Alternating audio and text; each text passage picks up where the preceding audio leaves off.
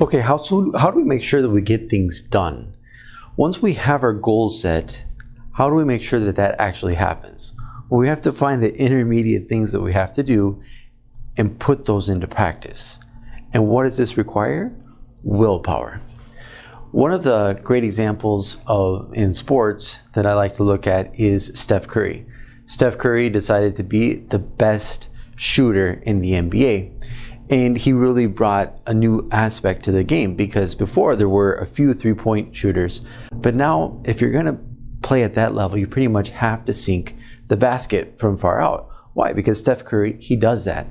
And recently I was reading a report where it says that even when he's practicing, if it hits the rim and goes in, he doesn't count it. Why? Because that's the level of perfection that he's looking for. He wants a swish every time. And that's something that's admirable, and something that shows a lot of dedication and, well, specifically willpower, getting out there and practicing day after day, making sure to get it done.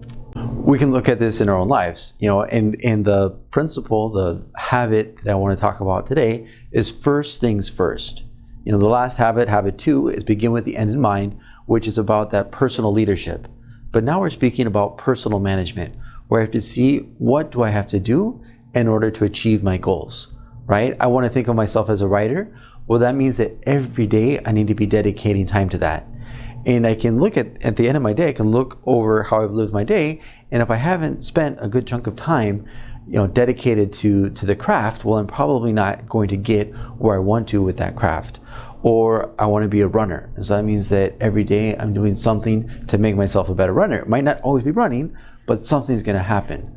Or if I want to really grow in my spiritual life, well, then every day something has to be happening. The way I celebrate Mass, the way I have my prayer in the morning, so many different elements that go into being the person that I want to be. And so that's what I like about this habit of first things first, because we're applying, or we're looking at those goals, but we're making it real. We're making it concrete.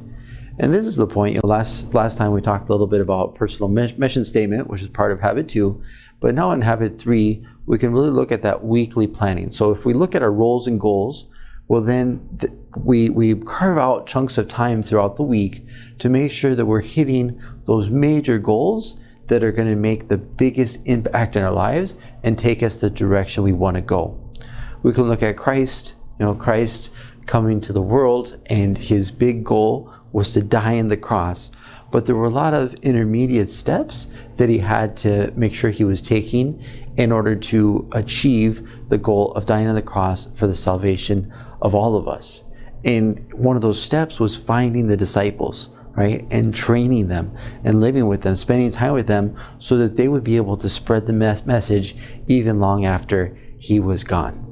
So first things first, a great lesson, and something that we can incorporate into our lives that will give a lot of personal satisfaction and make us more effective in living out our life's mission. God bless. Have a great week.